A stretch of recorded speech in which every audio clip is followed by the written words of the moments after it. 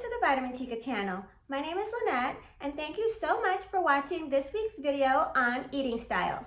I decided to do this topic because I get asked all the time, what's the difference between a vegan and a vegetarian, and like what exactly is a flexitarian? So I'm going to break them all down for you here today.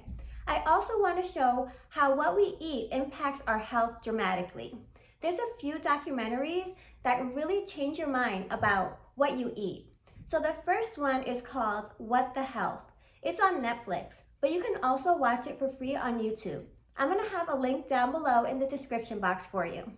Another documentary, it's an oldie but goodie. It's called Super Size Me. So if you've never seen it, this man eats McDonald's for every meal of the day for a whole year.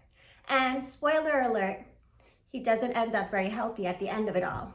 So the same guy has a newer documentary called Holy Chicken.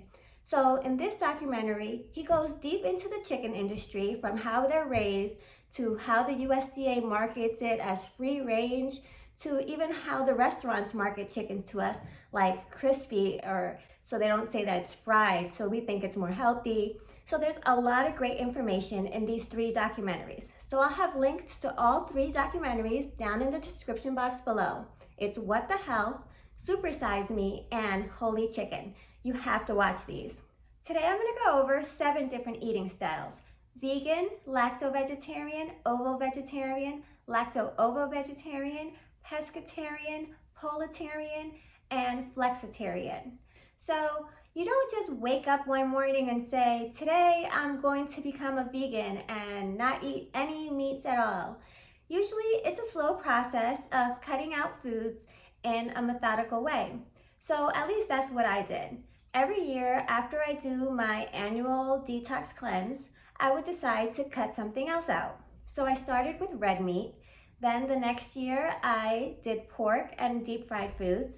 Then the next year I did chicken. So then I was a pescatarian for a few years. And then it didn't feel like a huge leap to become a lacto-ovo-vegetarian. So I did that for about a year. But I couldn't stick with it because it's a lot of food prep and I'm super picky with food, so my options of food were limited.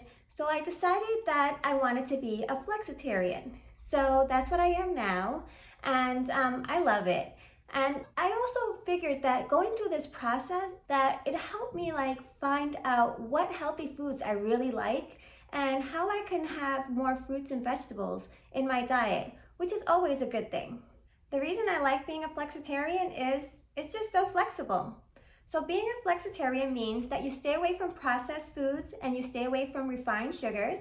You eat a lot of fruits, vegetables, and beans. You eat occasionally eggs, dairy, and meats. But the beauty of the flexitarian diet is you can design it any way you want. You can decide that you're going to eat red meat once a week, or you can decide that on the weekends you're going to have bacon. I decided that I'm going to have seafood and chicken a couple times a week and limit my dairy. I do stay away from processed food and refined sugars. So you might be a flexitarian and you didn't even know it. So now you can use the term, I'm a flexitarian. Now let's go from the most flexible, which is flexitarian, to the most strict eating style, which are vegans. Vegans only have a plant-based diet, fruits, vegetables, things like that. Nothing that's from an animal or an animal byproduct. So they don't even have honey because technically that's a byproduct of bees. So if this is a little too strict for you, you can always be a lacto-vegetarian, which means you're a vegetarian but you'll still eat dairy products. Or you can decide to be an ovo-vegetarian, which will include eggs in your diet. Or you can be a lacto-ovo-vegetarian. That means you're a vegetarian with a plant-based diet that eats dairy and eggs.